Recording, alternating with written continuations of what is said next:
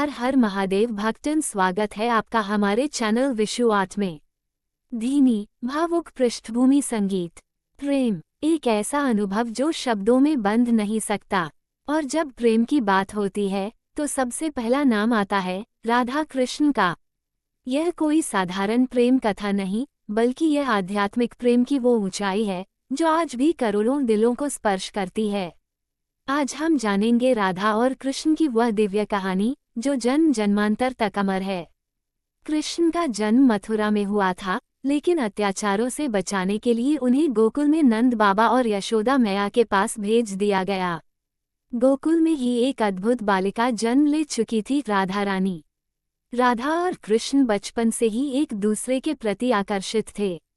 उनकी आंखों में प्रेम था, लेकिन ये प्रेम किसी लालसा का नहीं, निर्मल भक्ति का था। जैसे जैसे वे बड़े हुए, उनका साथ गहराता गया। वे यमुना किनारे रास रचाते, बांसुरी की धुन पर ग्वाल बाल और गोपियां नाचतीं। कृष्ण की बांसुरी की धुन सुनकर राधा अपने सारे काम छोड़कर दौड़ पड़ती थीं।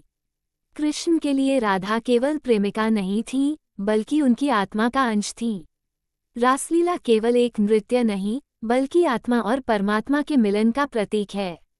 राधा का प्रेम स्वार्थ से परे था, न कोई अपेक्षा, न कोई अधिकार। कृष्ण ने कभी राधा से विवाह नहीं किया, फिर भी उनका प्रेम विवाह से कहीं ऊंचा था। एक दिन कृष्ण को गोकुल छोड़कर मथुरा जाना पड़ा, अपने कर्तव्यों को निभाने के लिए। राधा उन्हें रोक नहीं सकी, क्योंकि वे जानती थी कि कृष्ण का जन्म केवल प्रेम के लिए नहीं, बल्कि धर्म की स्थापना के लिए हुआ है। उनकी विदाई के समय राधा की आंखें नम थीं, लेकिन मन में संतोष था कि वे कृष्ण के हृदय में सदा रहेंगी। समय बीतता गया, लेकिन राधा का प्रेम कभी कम नहीं हुआ। वो हर दिन कृष्ण का स्मरण करती, उनकी बांसुरी की धुन को सुनने की कल्पना करती। कृष्ण ने भी जीवन भर राधा को नहीं भुलाया। उन्होंने कहा था, राधा मेरा नाम नहीं, मेरा अस्तित्व है। अगर राधा नहीं होती तो कृष्ण भी अधूरा होता। राधा और कृष्ण की प्रेम कथा शरीर से नहीं, आत्मा से जुड़ी हुई है।